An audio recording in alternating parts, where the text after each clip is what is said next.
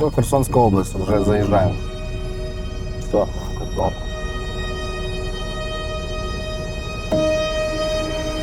Херсон, це постійно таке розмірене життя, і це круто було. Таке враження, що ти постійно десь на курорті знаходишся щодня.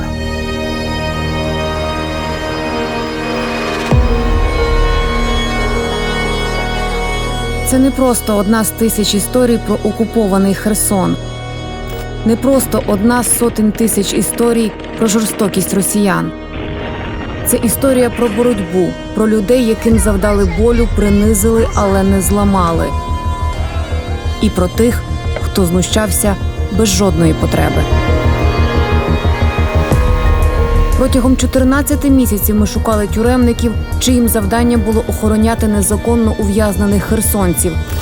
А вони перетворили це на марафон фізичних і моральних тортур. Це історія про незламний Херсон, який чекає справедливості. Я викладав історію в Херсонському вищому професійному училищі сервісу та дизайну. Займався громадською роботою. Навіть після початку повномасштабного вторгнення я продовжував викладати дистанційно, в принципі, до самого затримання. Моє дисертаційне дослідження пов'язано якраз з тоталітарним режимом, з 20-30 роками. Багато в архівах документів НКВС вивчав, протоколів допитів, як там відбувалось. В архіві працював на дисертації. Літератури багато з цього приводу читав. Знаєте, роки йдуть, 100 років пройшло, а механізми не змінюються. Тобто, методички ті самі лишились.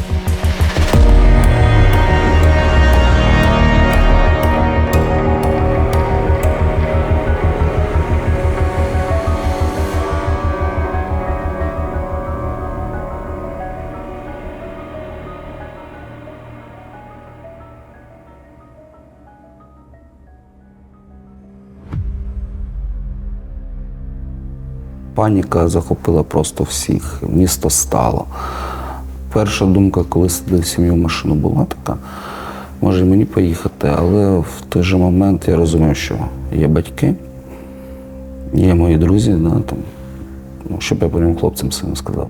З перших годин фактично якісь звернення, прохання від хлопців, які вже на той момент були біля Антонівського мосту, що треба швидко медикаменти. Потрібен був транспорт, були вже перші поранені. І фактично 9-10 ранку зі своїм товаришем вже були в районі мосту. Перших хлопців треба було забрати, відвезти в лікарню. Привезли їм якісь медикаменти, воду, тому що був реально хаос, ніхто не був до цього готовий.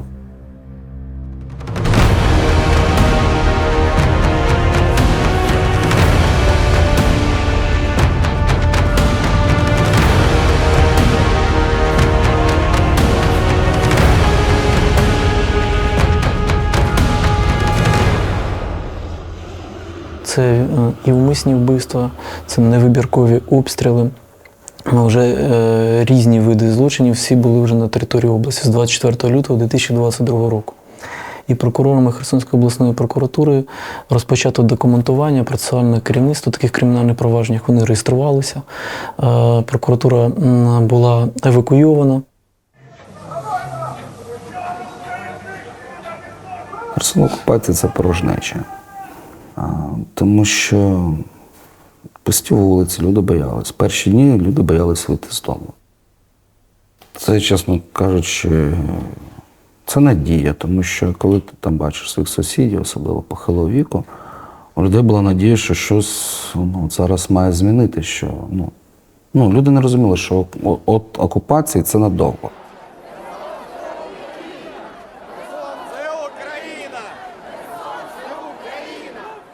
Почали виходити на мирні акції в підтримку територіальної цілісності і проти окупації населених пунктів. Це були беззбройні люди, які не чинили фізичного супротиву російським військовим, а виходили з українськими гаслами. Ці демонстрації почали жорстко розганятися представниками Російської гвардії. Почали розшукуватися лідери громадських думок і їх нелегальні ув'язнення.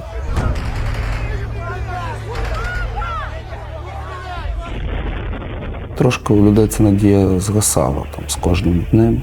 От. Ви фактично брали участь у русі спротиву? Так. Фактично з першого дня зупинили блокпосту, що везе. Відкрили багажник, медикаменти, продукти, так кажу, людям похилого віку треба доставити і так далі.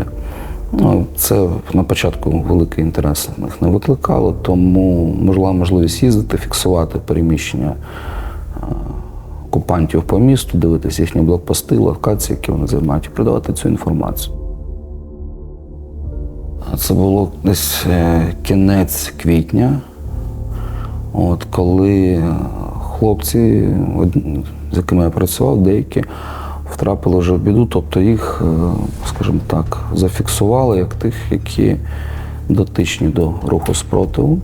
Хлопці займалися тим, що вивозили тероборонівців, там, правоохоронців з міста водою. По воді з окупованого міста були ще шляхи вивозу людей на підконтрольну територію. І тоді, ну, зараз важко сказати, звідки пішов цей злив інформації, але ними зацікавилися і почали шукати. І було розуміння, якщо хлопці потраплять їм в руки, то рано чи пізно цей ланцюжок буде так, приведе до тебе. Лише в місті Херсоні таких місць масового утримання і нелегального ув'язнення пов'язано з тортурами і нелюдським поводженням їх 5. Це таких великих місць. Але ж були і одиночні якісь місця, де отримували там поодиноко людей, які люди навіть не можуть впізнати. З перших днів було зрозуміло локації, куди відвозять людей. Да? Там з перших днів фактично взяли під контроль ізолятор тимчасового тримання на теплоенергетики. Ізолятор тимчасового тримання – це місце, куди до повномасштабного вторгнення людей поміщали максимум на 72 години до рішення суду про обрання запобіжного заходу. 9 березня 2022 року російські окупаційні війська захопили заклад, перетворивши його на місце незаконного ув'язнення. Щоб потрапити за ґрати, було достатньо заявити про свою позицію і відмовитись від співпраці. Як це зробив головний лікар Херсонської міської лікарні імені Тропіних Леонід Ремига. Спочатку вони, приміняли до мене певну фізичну силу, був електрошокер, але потім зрозуміли, що, мабуть, я лікар і треба поводитися якось по-іншому до мене. І що я допомагаю нашим хлопцям. Ну, ви знаєте, там ситуація така, люди вже доходили до такого фізичного, психічного, більше психічного стану, що вони готові були під тортурами підписувати будь-яку бумагу. Для того, щоб... Тому що вони самі казали, ти підпишеш цю бумагу, наприклад, да? Ти відсюди вийдеш живим. Якщо ти не підпишеш цю бумагу, то ми тебе там замотаємо в одіяло, це і було не сказано мені, от, і скинемо тебе з Антоновського міста, і тебе не будуть шукати. І ми знаємо, де твої діти, ми знаємо, де твої внуки, ми знаємо, де твоя жінка. Наші хлопці там знаходяться, вони їх виріжуть, заріжуть, застрелять. Працювати у підпіллі ставало складніше. Тарас припинив бачитися з рідними і друзями, щоб не наражати їх на небезпеку. Вів так переписку з батьками по типу, що я виїхав на підконтрольну територію, що зі мною все ок. Тому що, думаю, якщо прийду до батьків, їх почнуть запитувати. Візьми телефон, подивитись. Ну, там немає нічого викликати підозру, що я там в Херсоні і так далі. Тобто ці якісь такі так, протоколи безпеки, про які мені порадили, там, підказали з підконтрольної території, да, там, скажімо, надали інструкції, виконував максимально. Напевно, це й дозволило мені там, до вересня якось так трошки уникати цього моменту з затриманням.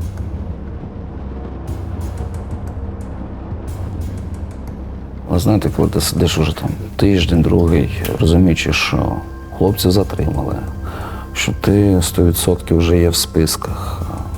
Але, знаєте, таке буває там зранку, коли з товаришем говоримо, Ризикнемо, там вийдемо каву поп'ємо, ну нормально все буде. Ну. Не змалюють, вони нас не побачать. Не склалося. Росіяни ув'язнювали людей без суду, кримінальних проваджень і часто без будь-яких процесуальних документів. В ізоляторі опинялися не лише ті, хто брав участь у русі спротиву. В ізоляторі я була з 5 серпня по 17 вересня. Це десь 44, по-моєму, доби, десь так. Провели обшук в будинку, нас посадили з сестрою на диван. Нас питали, де Олександр. Мій племінник, він був на Майдані, приймав активну участь на Майдані в 2014 році, потім він був членом правого сектору. Ну, обычно, да, вот мы знали, там приходят к родственникам атошников, к военным. И чтобы так была какая-то причина для того, чтобы там прийти ко мне и забрать меня, извините, на подвал, да, или там в тюрьму. У тебя есть сестра? Ты вот там ей сообщаешь о русских военных. Я говорю, что значит я сообщаю? Я говорю, сообщаю о том, что они по всему городу, сообщаю о том, что их на рынке полно, что они ходят там, покупки делают, да. То есть они давили на то, что я передаю координаты. Где работали или служили? Несла службу в управлении патрульной полиции Херсонской области. Старший инспектор отдела безопасности дорожного движения, капитан полиции. Почали питати, чи причасні ми до підриву цих колаборантів, ДПСників, чи передавали ми дані. Напередодні, у червні, ще одного колаборанта підірвали. І вони мені кажуть, Оля, це все якось от на Сіняві не відбувається, а я там живу, якось це все близько. Ну, наче я просто недалеко від дому, виходжу підривати колаборантів і йду додому. Людмила, Ірина і Ольга вперше зустрілися у серпні 2022 року в жіночій камері ізолятора тимчасового тримання. Через 4 місяці після їхнього звільнення з ізолятора у січні 2023-го жінки, а перед цим і лікар Ремига, розповіли нам про тортури, свідками і жертвами яких вони стали. Когда на протяжении нескольких дней слышишь, как кричат мужчины, ты просто радуешься, что попал туда ты, а не твой муж или твой, тем более, сын. Потім я бачив цих хлопців, у яких були ці сліди катувань. І це були переломи ребер, це були вибиті зуби, це були забії всіх частин тіла. Допити і катування в ізоляторі на теплоенергетики відбувалися здебільшого на першому поверсі і тривали цілодобово. Затримали мене 4 вересня разом з моїм другом на виході з кав'ярні. Помістили в так звану камера-стакан, це камера там метр на метр. Сказали стояти, чекати. Стояв, вже було чутно по коридору, що допитують мого товариша, тому що електрошокером били, його там допитували, було чутно, що там і ногами, тому що там вони ж між собою ці і охоронці, плюс ці ФСБшники якби розмовляли по типу. Там один казав, там, та легше його ногами бити, тому що треба ще з ним поговорити. Тобто я все це чув. Потім прийшли за мною, записали мої дані, вивели з цієї камери, почали бити цим гумовим кийком поліцейським, задавати взагалі там сторонні питання, там які. А це от якраз робили охоронці. Проводити допит в ізолятор приїздили різні люди – слідчі ФСБ і МВД Росії. Катували людей теж чоловіки, які прибували за викликом. За версією українського слідства, це спецпризначенці Росгвардії та ФСБ. Скажімо так, катування були от періодично. Один допит нормально, там типу спілкуємося, все ок. Наче вони там все перепровіряють інформацію, все добре. А потім вони розуміють, що десь ти їм збрехав, ти заходиш на наступний допит, і тут тебе просто починають катувати струмом. Чому я там ні на кого не ображаюсь, хлопців, хто там здав цю там або злив інформацію, тому що я просто був свідком того, що вони роблять з людьми. Я розумію, там би ніхто не витримав. Я б не витримав, бо якби мені було що розказати, все одно рано чи пізно ти це розказав. Не переживай, говорит, девчонок типа не бьют, не пытают. Ну, я же говорю, мы так и думали, пока не появились наши девчонки, которые попали под пытки. Кажи краще, хто твій куратор з СБУ Західної України? І я сиджу, і я розумію, що казати, коли його нема. Ну що казати? Я кажу, нікого. Вони, зрозуміло, зараз ти розповіси все. Чи тряпку не кинули, чи то була футболка, я не знаю, бо я так чула, що вони щось шукають. На обличчя і почали тримати мене за лице і заливати водою, поки я не починала захльобуватись. Навіть коли вони припиняють, тканина не пропускає кисень. І ти починаєш задихатися. Кажи, і це одне і те ж питання, чи причасна ти, чи ти підривала ту машину, навіщо ти це зробила, це тобі вказівки з України були там. І оце по колу одні й ті ж питання. Я взагалі-то думала, що це вже все. Я думала, що я не виживу. В неї намагалися влити 4 баклажки води. Коли вона починала задихатися, вони зупинялися, потім знову, тобто і струмом, я так розуміла, тому що у неї після певний час ми там побачили, що в неї на ногах залишилися такі пухірці. Вона вже хотіла писати передсмертну записку батькам. Її катували.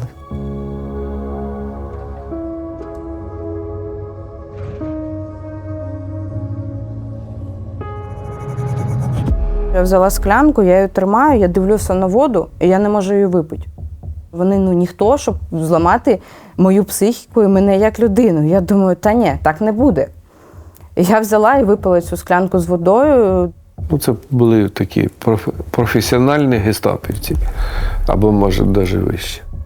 Це було просто жахливо.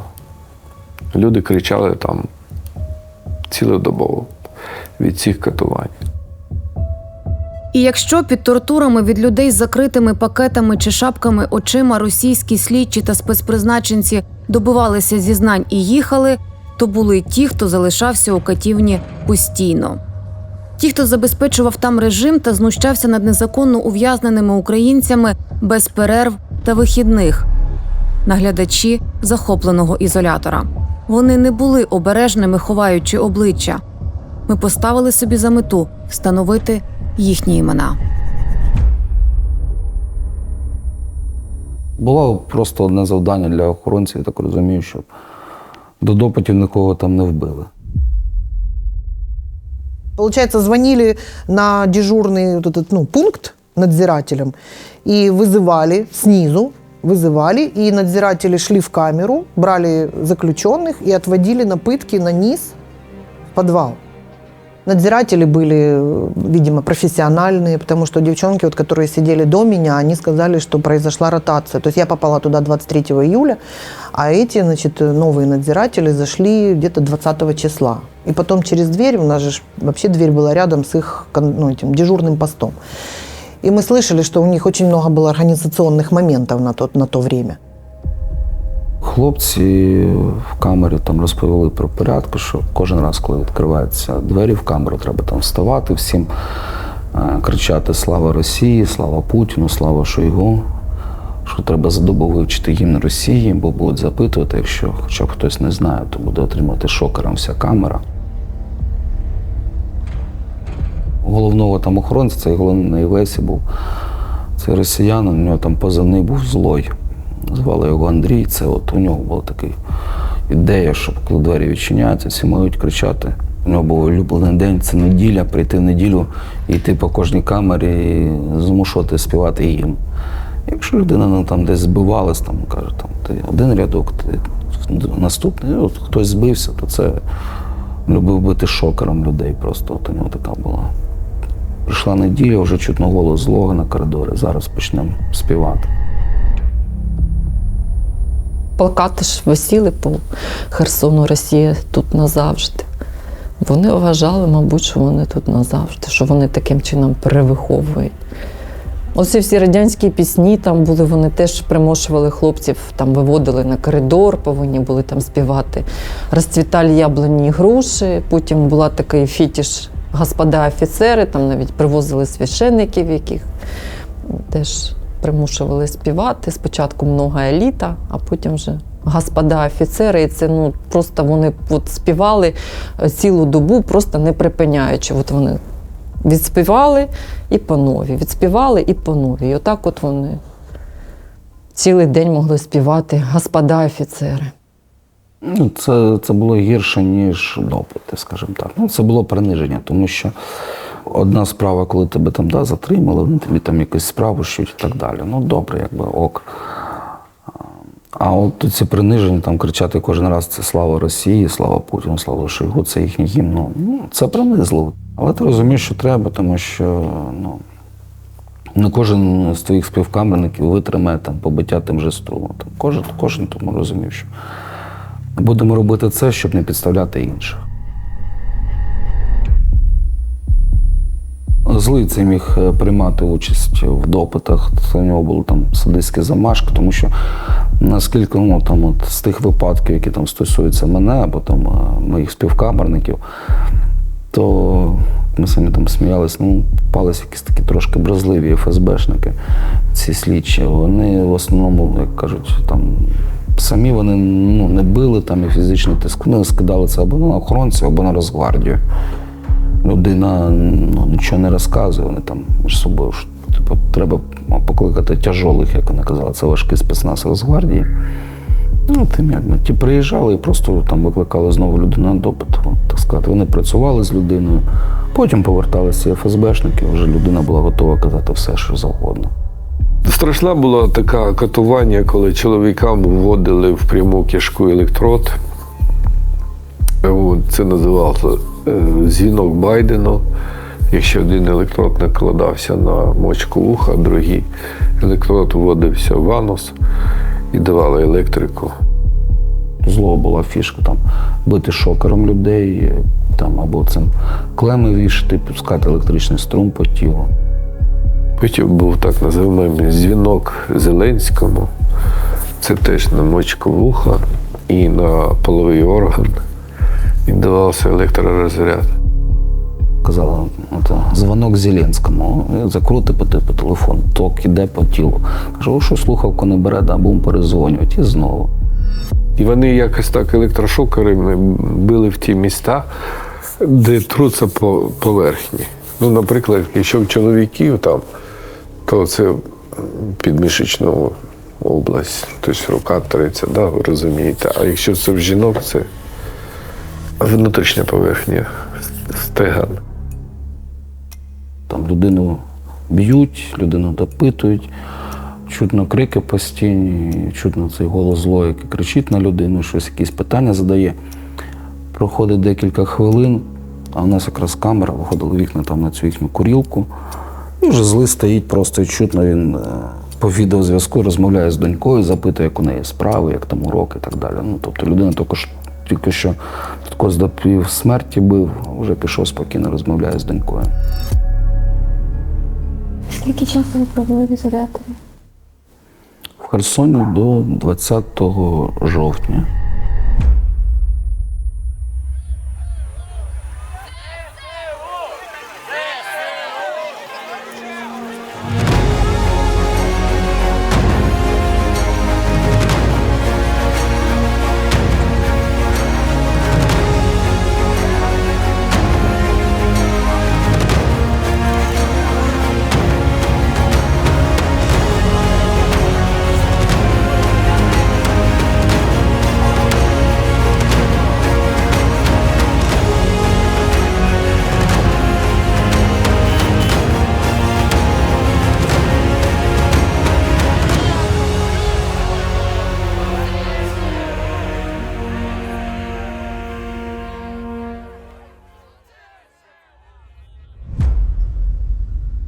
Коли 11 листопада 2022 року українські війська зайшли в Херсон, ізолятор на теплоенергетиків був порожній. Частково людей звільняли перед ті, які не представляли інтерес до окупаційної влади, але більшу частину людей воно було вивезено на окуповану територію, спочатку до міста Голопристаня, а в подальшому до СМТ Чаплинка та Каланчак та інших територій окупованої Херсонщини. Це більше 60 людей. Втікаючи з міста, російські наглядачі забрали з собою навіть двері камер та нари. Таким ми побачили ізолятор, коли вперше приїхали до звільненого міста. Люди, яких ми тоді опитали, зазначили, що режим у катівні змінився з другої половини липня 2022 року, що наглядачами були не колаборанти, а саме росіяни, і що погодилися вони там працювати добровільно, через відрядні. Слышали мы разговор надзирателей, который рассказывал, что у него контракт на полгода, что родители не хотели, никто не хотел, чтобы он сюда ехал, хвастался какому-то другу, что приедет, купит машину, вот, и озвучил сумму 750 тысяч. Тоді ми припустили, що наглядачами могли бути працівники російської служби виконання покарань, але не змогли знайти жодних підтверджень цієї гіпотези. Слідчі і прокурори у Херсоні, зрештою, з'ясували, що з липня 2022 року наглядачами у захопленому окупантами Херсонському ізоляторі тимчасового тримання були поліцейські, конвойної та патрульно-постової служби з кількох регіонів РФ, зокрема Красноярська. З другої половини липня 2022 року було запроваджено тимчасове управління внутрішніх справ в Херсонській області, яке було створено за рахунок різних підрозділів поліції Російської Федерації, які були відряджені до окупованої частини Херсонської області. Зокрема, ці поліцейські взяли під охорону так звану, але фактично змінили там розгвардійців і забезпечували режим утримання. Понад рік наше розслідування не давало жодних результатів. Наприкінці січня 2024-го у чат, де слідчі спілкуються з потерпілими, правоохоронці скинули фото. Людмила Шумкова поділилася ним з нами, бо на ньому був чоловік, молодший за віком, але схожий на одного з наглядачів ВІТТ. Нам вдалося знайти його, а завдяки фотографіям, які він опублікував на своїх сторінках у російських соцмережах, знайшли і інших наглядачів. Ось частина з них ще до роботи ВІТТ, але, ймовірно, вже на території Херсонської області. Ось у Софіївці на Херсонщині. А ось просто таки у дворі Херсонського ізолятора. Ми повернулися у Херсон ділитися інформацією. Виходить, вони десь ось тут стояли. Це локація біля приміщення ізолятора тимчасового тримання. Бачимо, що це місце, яке було засаджено окремими квітами. Угу. А це на другому поверсі, це камери, де... Другий поверх, це якраз ми бачимо камери ув'язнених.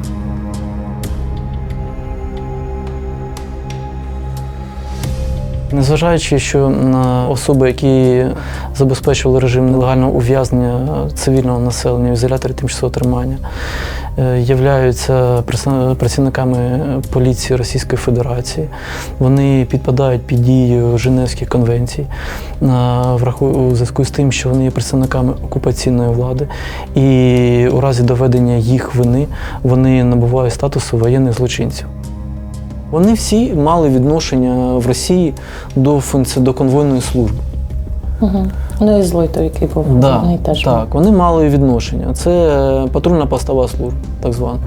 Тому їх і безпосередньо вибрали і сказали, їм надали вказівки, щоб вони працювали, забезпечували режим утримання осіб. Та ми повстановлювали всі імена тут на цьому фото і по тому списку, що я вам показувала теж. Ми загалом проводимо зараз ідентифікацію всіх цих осіб. Інформацію, про яких ми здобули, не лише ці 10, а їх набагато більше. Тарас провів в організованих росіянами в'язницях понад 200 днів. Його випустили у березні 2023 року, і до грудня того року він залишався в окупованій Чаплинці. Досі за ґратами залишаються щонайменше 5 людей, вивезених росіянами з Херсонського ізолятора тимчасового тримання. Дороги ніколи не було.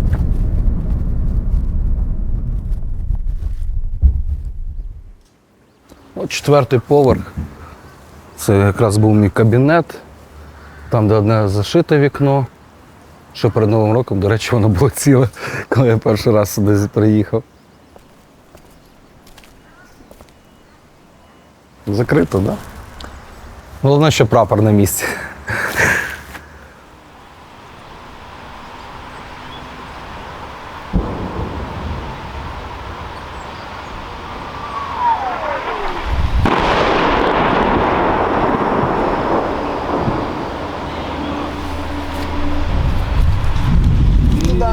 Назад.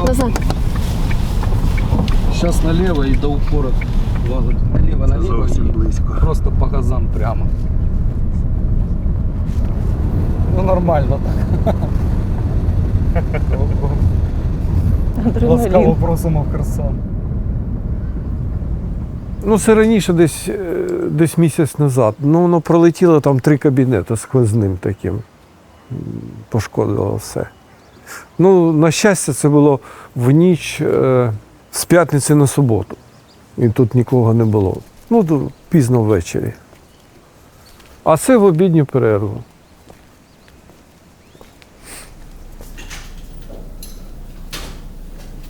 Ну, це ж вчора був приліт оттуда. Попало сюди. Бачите, оце стінка, яку вивалена. Я от теж буває, приїжджаю там до своєї сім'ї, або ми зустрічаємося в Києві. І мене тримають, кажуть, ти не поїдеш нікуди, дідушка, давай тут залишайся. Я кажу, ні, я поїду, все одно там колектив, там люди, там допомога. Я в цьому кабінеті відмовився від співпраці. 40, 10, 12. Давай.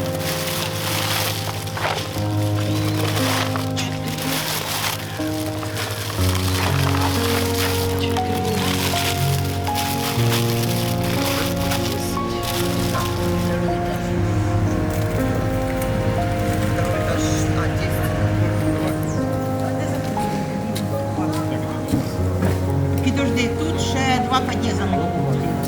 Перший під'їзд. Це ще не получили. Инна, тетя Люба, десант спускайте. О, молодцы.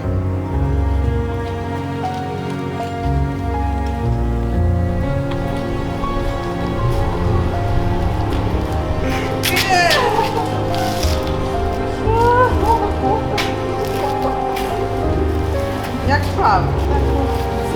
Ну, Ірина була першою, до кого я поїхала, коли визволили Херсон. Ми поїхали, ми нас в той же вечір поїхали, кажу, поїхали до Іри. Побачити друг друга на волі – це щось таке зовсім Взагалі, інше. да.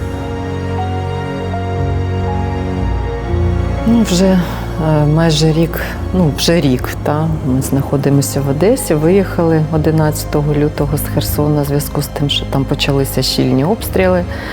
Хочеться повернутися додому, звісно, поки так, як є. Це ж не те, що там чужий город. Ми тут і в дитинстві бували в Одесі, але все одно хочеться додому, в своє рідне місто. По справі, по якій ми проходимо як потерпілі, є група, там, де слідчі кидають фото на впізнання осіб. І я побачила людину дуже схожу на цього наглядача Юру Бороду.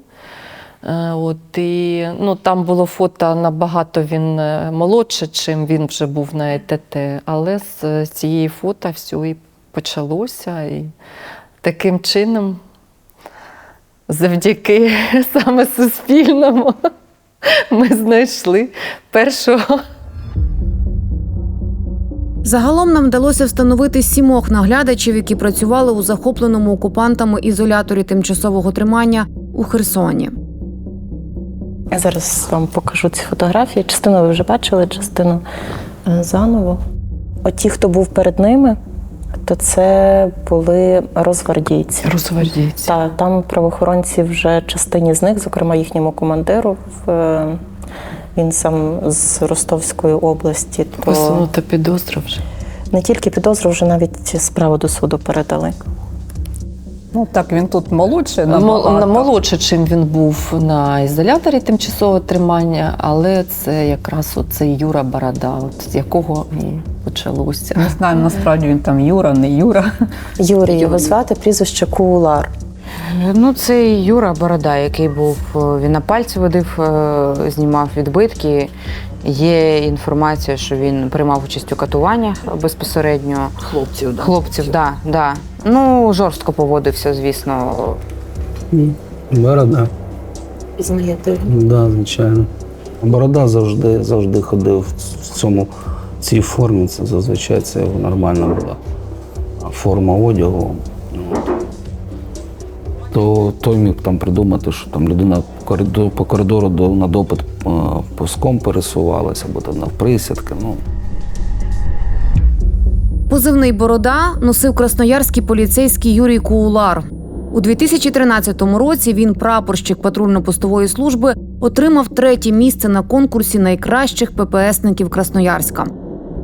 28 липня 2022 року, коли вже був наглядачем у Херсонському ІТТ, святкував своє 49-річчя. Вдома у Красноярську, судячи з фото у соцмережах, у Куулара є повноцінна родина. Дружина, одружена донька, яка народила йому вже 3 онуків, та син-підліток. Ну, це вся компанія в зборі.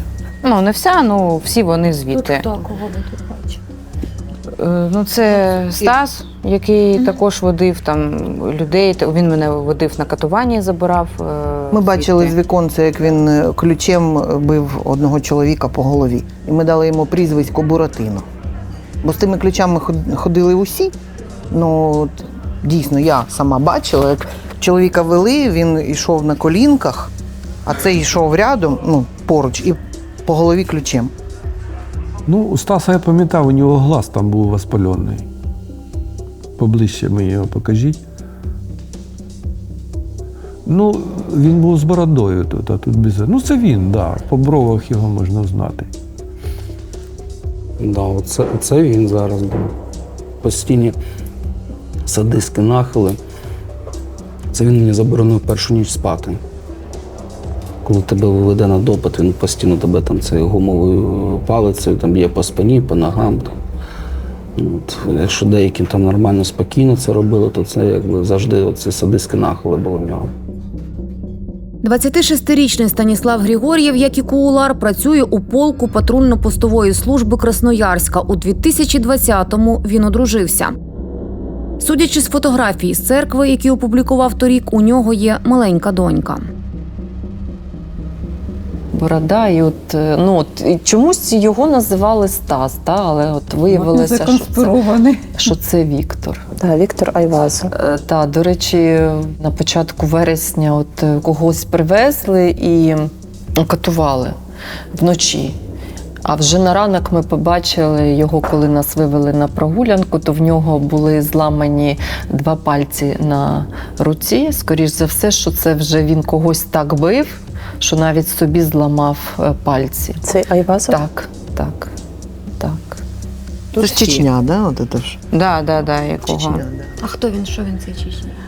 У нього була футболка з надписом Ззаді, Чечня. на спині. Ми його так і ми прозвали. так і прозвали Чечня.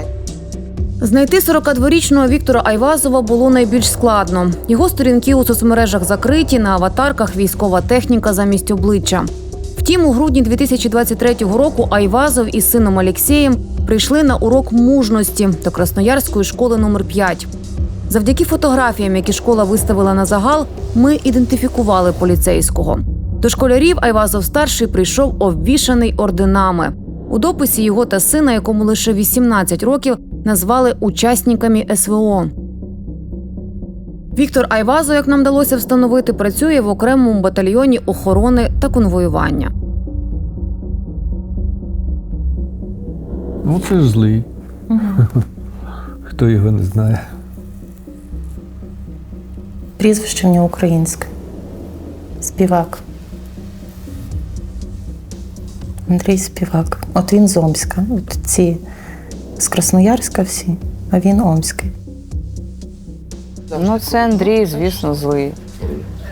Від'ївся на українських харчах. Бо був худий, коли приїхали, був худий. А це коли... його позивний? Вони його так називали? Чи? Ні, це ми в камері. Ні, ми його називали Вовк. Да, а вони злий нас. А він був злий. Ну, тому вже від злого пішло Вовк. Злий, та що злий? Злий. Просто звичайний садист, неадекватна людина просто. Це людина, яка катувала людей, там принижувала, била їх. Злий постійно в правій руці це шокер. В руках це от,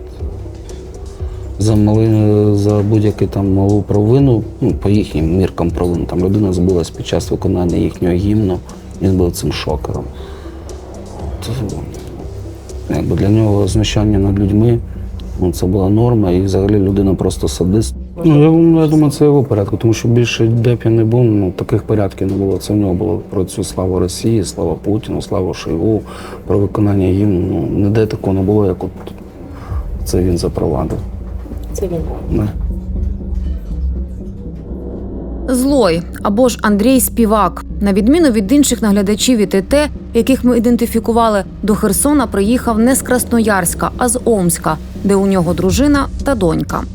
Знайти його було непросто. Пошуки за фотографією у соціальних мережах не принесли результату. Дізнатися, хто такий Злой, допоміг новинний сюжет за 2013 рік. Андрій Співак конвоював до зали суду затриманого. Судячи з того, як він підписаний у інших телефонах, Злой залишається у конвойній службі, але дослужився до заступника командира роти. У соцмережах Андрій любить публікувати фотографії з риболовлі, полювання та з відпочинку з сім'єю. У 2021-му Андрій Злой з дружиною та донькою їздили у відпустку до окупованого росіянами українського Криму. У мене навіть було бажання зразу в ІТТ цю фотку закинути і написати, що нарешті знайшли. Хоч когось, бо люди дійсно хочуть помсти. І якби ми ж не люди однієї історії в своєму житті. І хочеться жити далі. Тобто в мене ще щось в житті було і є, окрім цієї ситуації. Що поробиш? Я би хотіла того, чого б хотіли і всі, хто був в ІТТ, щоб вони стали ми помінялись місцями. Бо колись Злий, пам'ятаєш, сказав, що я б не хотів бути на вашому місці. Тобто для них це, мабуть, найстрашніше. Якісь ти фото бачиш, вони з родинами, з дітьми, зі своїми дружинами. І і питання, якщо в тебе є дитина і дружина, то а якби це трапилося б з їхніми родичами. Звільнений Херсон під постійними обстрілами росіян. Та попри це місто живе, нехай людно лише у частині його мікрорайонів.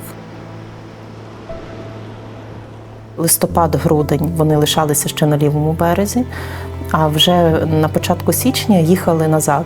Хто до Омська, хто до Красноярська. І от їхні там місцеві ЗМІ, ці прес-служби їхньої поліції робили такі фоторепортажі з вокзалу. Їх зустрічали з оркестрами навіть. Як героїв. Так, як героїв.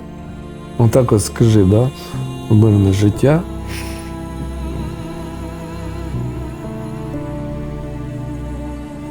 Жах, просто жах. Ви мене дуже вразили цим.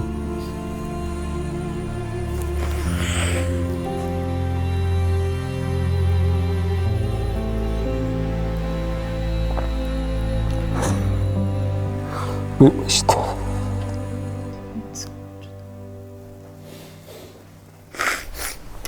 Все.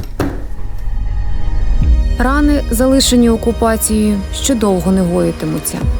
І нехай тих, хто знущався та принижував людей на батьківщині, зустрічали як героїв, тепер вони не сховані за позивними кати, а реальні люди. І кожне нове встановлене прізвище, нехай і маленький, але крок назустріч справедливості.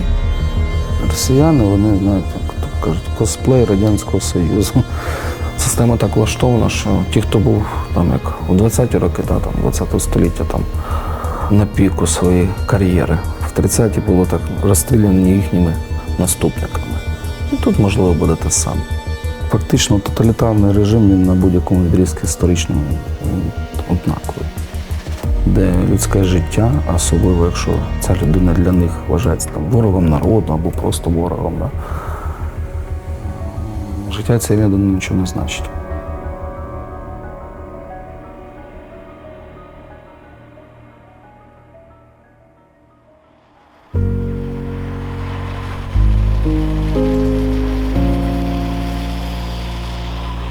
херсонців мало чим можна налякати. Знаєте, як ото кажуть, такі відважні. В тому плані, що от реально приїжджаєш в Херсон і бачиш новий бізнес. Кав'ярні відкривають, магазини відкривають. Херсонці реально на ті мітинги щодня виходили під час окупації. Взагалі, такий темперамент, що запальний. Наче так, коли все нормально, немає якихось стресових ситуацій, херсонці живуть спокійно, розмірено, знаєте, таке враження, що постійно на відпочинку знаходяться. Але якщо щось трапляється, херсонці щось спробують зупинити.